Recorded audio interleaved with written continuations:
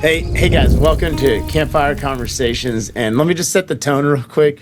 It kind of looks like I'm in the cabin in the woods. I'm in Canada. Y'all, Brad, let me tell you this crazy story. Okay, so I'm here coaching a client, and now I'm considered a guest speaker, not a paid, but a guest speaker, because apparently you can't bring only purple clothes into Canada. So I'm driving across the border, dude, and I'm freaked out. If anybody knows me from 8 years ago, there was a charge put on me, ended up getting dismissed. Maybe we'll do a conversation on that one day. But I mean, I'm nervous, and these guys are human lie detectors. So he probably knows I'm nervous. And I mean, we just beat him in the freaking Olympics and World Series. And anyways, so I pull up. He asked me yes or no questions, and I yes or no, sir, yes or no, sir. And Washington to Canada. So there's some crunchy people like in the car, hair buns and, hippie clothes. And I'm like pressed shirt, pressed jeans. I stuck out like a sore thumb. He goes, go inside. And I was like, oh my gosh. And so an hour and a half later, he goes, yeah, I can't let you into the country.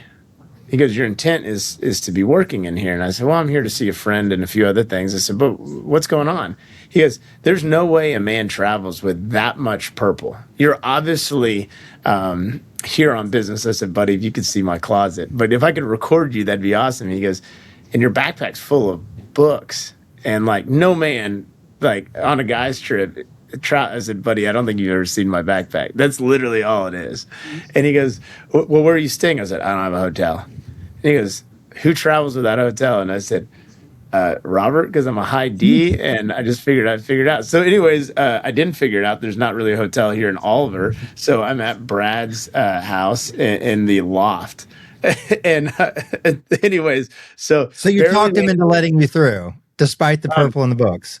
Yeah, he told me no 3 times, but eventually your close rate is guaranteed to get a yes, right? So he put me in the interrogation room 4 times, but he couldn't believe. He said, there's no way that somebody has that much purple. Literally said that. But he knew I was from Texas, so he was like, I know you're holstered. And I was like, buddy, I do know one thing about Canada. Don't come holstered. And he had my boots. Anyways, so that's where I'm at. So I'm in a log cabin. But anyways, that's not why we're here. It's crazy though, Brad. Crazy. Yeah. I almost had to turn around. But anyways, so I would have just gone to Rainier and just started climbing. Oh yeah, you could have just knocked it out and give us all some inspiration. Yeah, with my purple and my boots. So, Brad, are you a crazy cat lady? Yeah. Don't tell anybody. But the cat's on the video. This is being recorded. Yeah. Okay, well, so we're gonna cut that out. That's when we cut to Robert. Okay. Good. I'm good. I'm at his house, so he's bringing me coffee. All right, so check this out. So we did a video last week. We recorded it at FinStech.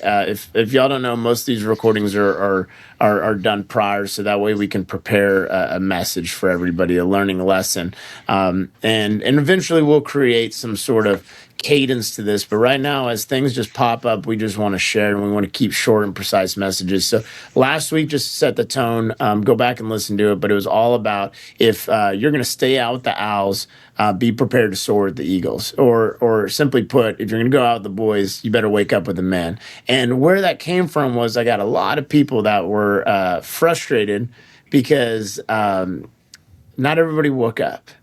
And I could empathize. I mean, I felt it too because I was dealing with that same thing. And I want to share some of my stories so that way people know that they're not alone. So I just kind of want to talk about that just a little. But before we do, I mean, you went to FinStech. What did you think? Real quick.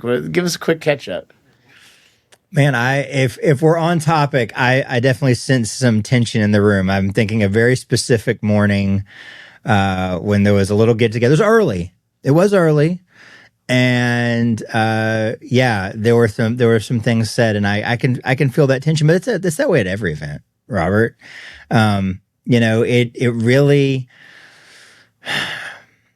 you realize that people sometimes struggle with that extra freedom when it's mixed with work. They don't know how to kind of jive with that. So other than that, FinStech was great. I guess we will be sharing some of the things that people miss. There were some really great talks. I was blown away by some of the things Michael said, and you even did some okay things too. So Man, yeah, it was really good, and I look forward to sharing that because it was definitely cool to be there. yeah, and this probably going to air right when Rhode Island's going on. I'm going to do those same talks again in Rhode Island. The idea is, even if you've heard the message, things in repetition will eventually get repeated in your life. They become a habit or routine. So check this out.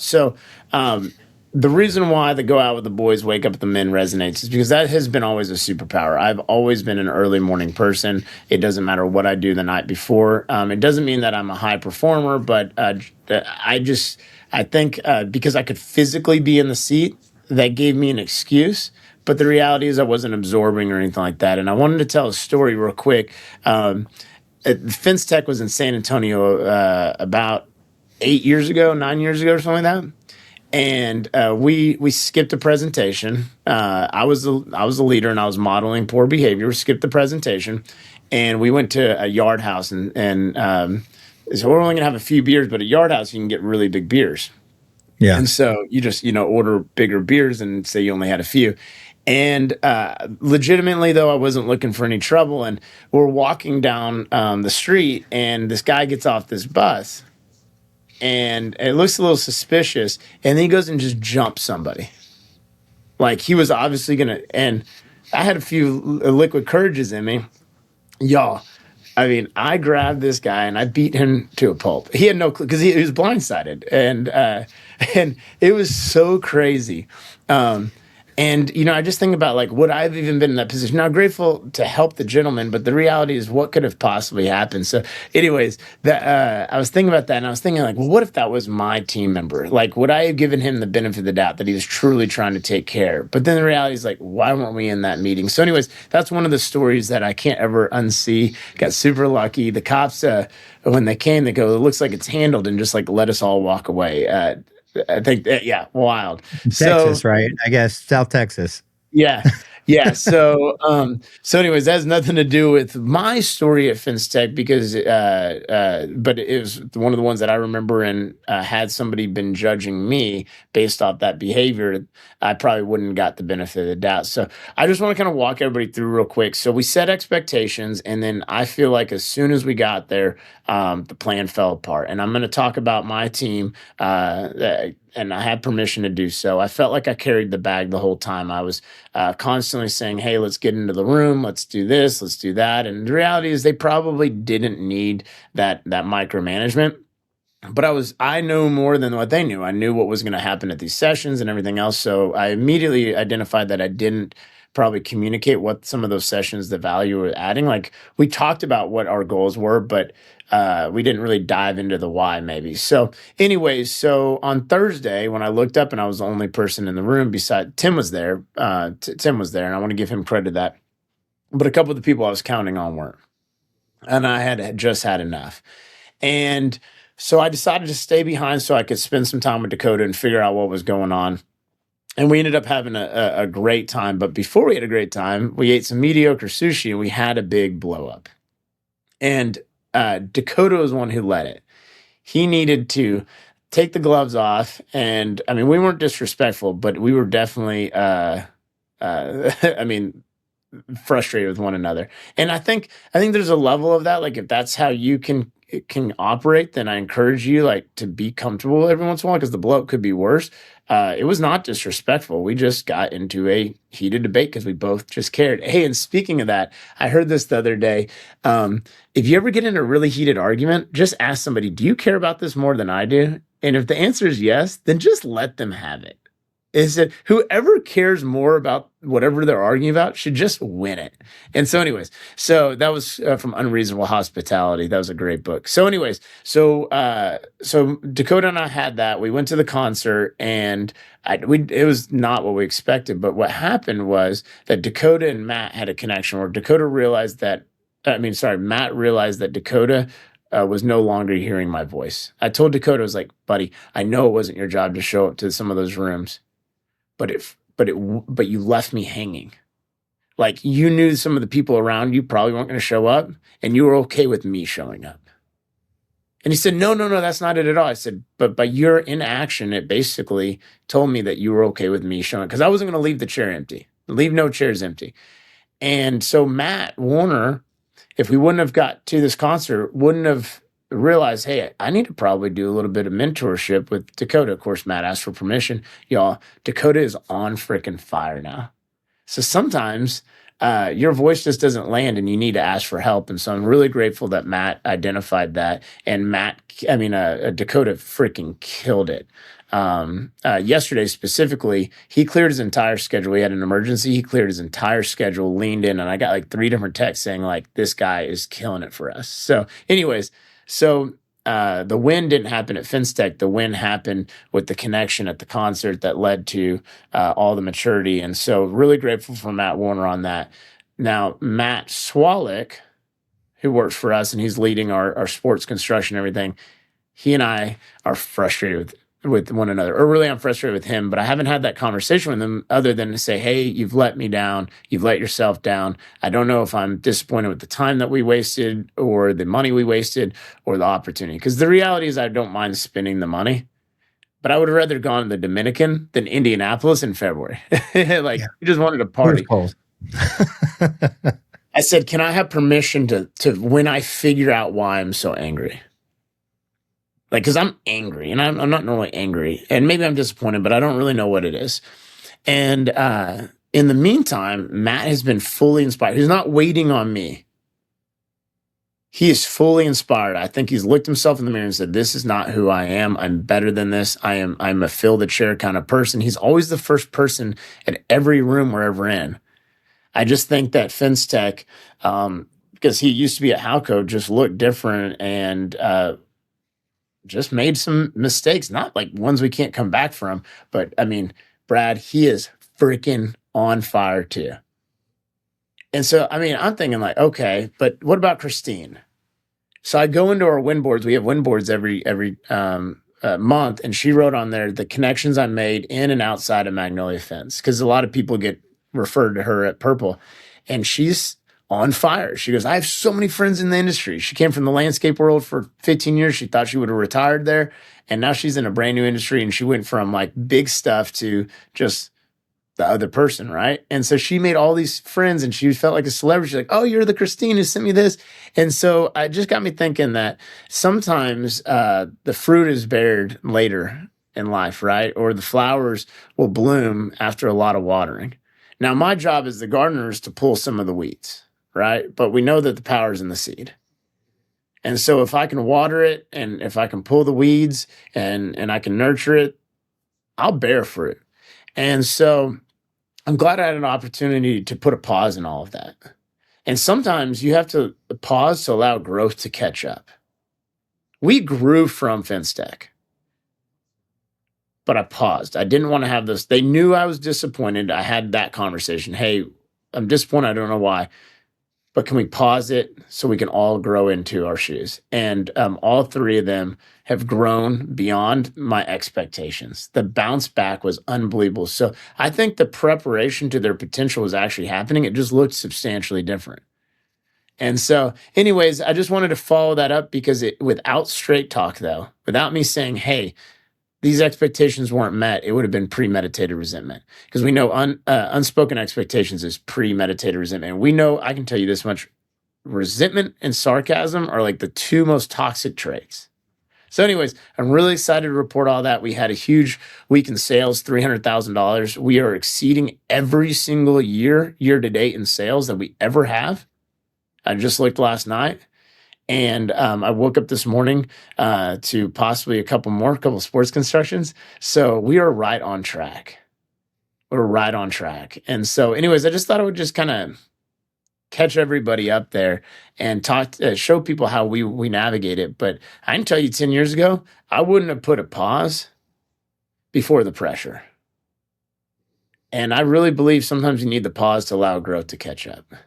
You know, I think about that like elastic thing, like in cartoons where they get really stretched and then they catch up or whatever. Sometimes we're where our feet are, but our heads have been left behind, but they'll rocket forward. So I just wanted to come in and give a quick update there. And I don't know if you have any thoughts on that, Brad, before we wrap up, but super proud of the bounce back in the team. Well, one, that's awesome. That those uncomfortable situations, maybe what felt like frustration or disappointment in the moment has been, springboarded into success. It really makes me think about how do we frame a test? And for any company that goes to an event, whether you're an attendee or a vendor or a speaker or whatever, those moments are tests. And I guess the question is how do you frame a test? Do you frame it like we got in grade school, where it's like, do good, congratulations, do bad, punishment, F? Or do you frame a test as an evaluation? A test for a race car would be, we want to know where we're at, because how else? We just finished F1 testing, and I'm a big F1 fan in Bahrain. And that opportunity is not to say high five each other for how good we are. It's to say, hang on, we've been working for months and hundreds of people have been pouring into this. We need to know where we're at, because how else will we adjust?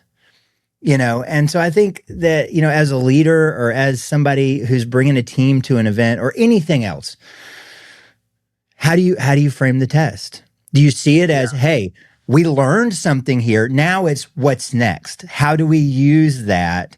Or do we say, win, lose, you guys let me down? And I think that maybe there's some nuance into looking at both sides of that coin. This even gets me thinking about the talk that your brother did. And I think this is maybe something that, we should bring him into a conversation, that both sides of the paycheck. What is it like when you're put in these situations that are outside of everybody's normal? Like, as a company owner, what are you not thinking about how your employees feel when they're at Fence Tech or whatever the event is? And as employees, what are you not realizing what the owner is taking on here? And I think that probably both misunderstand the other in various ways. So, those are kind of the thoughts coming to my mind. We should do that and just put a pin on that. So we're, it change the environment, right? Just don't keep showing up thinking the same thing. So, Benji messaged me and he's like, Robert, I wish I would have been able to see you more. And I said, Benji, the challenge is that when we show up, you've got a group of people that want to catch up with you in regards to what you do for them. And same thing with me. So we're going to have to be extremely intentional. And if we keep showing up to these events and thinking something's going to change, that's not going to happen. So we're talking about renting a villa, maybe a 10 bungalow villa, and having really intentional catered dinners, private chef, whatever else, so we can really drive connection. Because maybe I'm frustrated because I didn't get what I needed out of Fence Tech and they did. Maybe. And I can tell you that I was there to serve others, but I don't show up to these events without also being poured into, because what flows to me flows through me. And if something's not flowing to me, then I'm not multiplying value. And so maybe my frustrations are actually coming from what I didn't get, because I know when I get something, I give it. And so I don't know. We'll sit on that, but I'm putting together a very intimate 10 to 12 bungalow deal full of high capacity leaders that want to be stretched and grown. And so I think it's gonna be really great. And so it's not like bring my team there, it's to bring the people that we miss all those intentional conversations. Yeah. And I didn't see you once other than when we were recording, and you're one of my closest friends. But if we would be in a bungalow, we'd be having more of these conversations. So I don't know. We'll see. So maybe. No, go ahead. I'll just apologize. Maybe my frustration was with myself. Maybe I didn't create the opportunity because of the environment I was in. I don't know. We'll have to sit on that. Well, I think, and I want to speak for anybody that catches this. It says a lot that you're getting on here and saying, hey, here's what happened. It's not the prettiest version of us. It's not the polished. This is not to impress. Nothing about this story is to impress you. I've heard you say that a lot. We're not here to impress. We're here to impact. And I think sharing the real experiences, even if it's just a little bit of distance afterwards, can be really helpful and encouraging to the next person, right? Like, it's okay when we fall down and skin our knees. It's Yeah. okay. We can get back up and then we can run, right? So I want to applaud you for that because the Well, audience, whoever hears this can't yeah. applaud for it. So I just want Thanks. to say like thank you for doing that because I think that really counts. And I have to thank my team because they allowed me to create pause. That they all knew that we'd get to a better place. So all in all, I always want to share my stories. One of the reasons we chose to do this is so we could tell stories, and the stories hit the hardest when they come from us. So, anyways, we'll see y'all Well, soon. yeah, I that's mean, 20 minutes, man. We got to let him go. We got to let yeah, him go. We bye. exceeded the limit. All right, man. See you, buddy.